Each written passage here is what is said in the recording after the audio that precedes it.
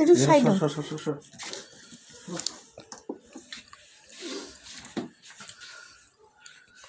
আজকে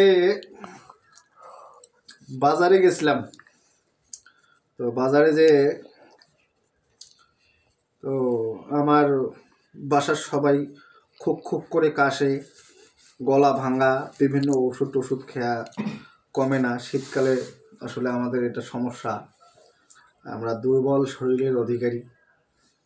তো যাই হোক, ঘসরুল আম্মু এবং আমি এবং জিনাত, এই যে এটা একটা গাছের শিকড় অথবা ডাল, যে যেটা বলতে পারেন, সেটা আমরা তিনজনে খাবো, মুখের মধ্যে দিয়ে রাখবো।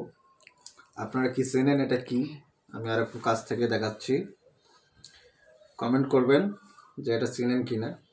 ওই যে একটা কথা আছে না, যে ওই যে আয়ুর্বেদিক যারা ঔষধ বিক্রি করে, যে চিনলে লক্ষ টাকা, না চিনলে বলে লাকড়ি। তো এটা হচ্ছে একটা, আমি বলে দিই, এটা হলো জ্যৈষ্ঠী মধু বলে আয়ুর্বেদিক।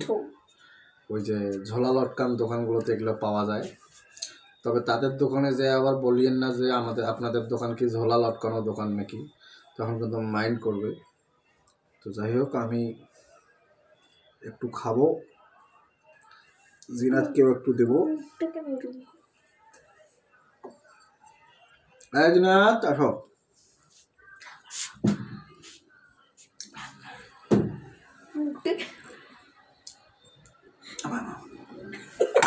এই ধরো, মুখে দিয়ে রাখো, খাবা না, চাবি খাবা না, মুখে একটু রাখবা 10-15 মিনিট। এটা আমাদের ছোটবেলার কথা মনে পড়ে গেল। আমার এক চাচাতো ভাই ছিল, রওশন ভাই এবং আউয়াল ভাই, ওদের কথা মনে পড়ে গেল। তো এই যে রওশন ভাইদের কণ্ঠ ছিল খুব ভালো, ওরা এই যে শিল্পী অ্যান্ড্রু কিশোরের ভক্ত ছিল, আবার ওদের কণ্ঠটাও কিন্তু আসলে ভালো ছিল আর কি, তুলনামূলক। তারা যদিও বা প্রফেশনাল কোনো শিল্পী না, কিন্তু তাদের কণ্ঠ ছিল ভালো আর কি, গানের জন্য কণ্ঠটা ভালো। তো দেখতাম যে আউয়াল ভাই এবং রওশন ভাই এই জ্যৈষ্ঠী মধু খেত। ওদের আবার ওই চাচারও আবার এইরকম ঝোলা লটকানোর দোকান ছিল আর কি, আয়ুর্বেদিক ঔষধ বিক্রি করতো। তো ওরা খেত, ওদের সাথে আমি অবশ্য মাঝে মাঝে খেতাম। তো ছোটোবেলার কথা মনে পড়ে গেল। তো যাই হোক, এটা আমি খাচ্ছি, একটু আগেই খাইছি, এখন একটু খাবো, এবং জিনাতকে তো দিলামই। ঠিক আছে।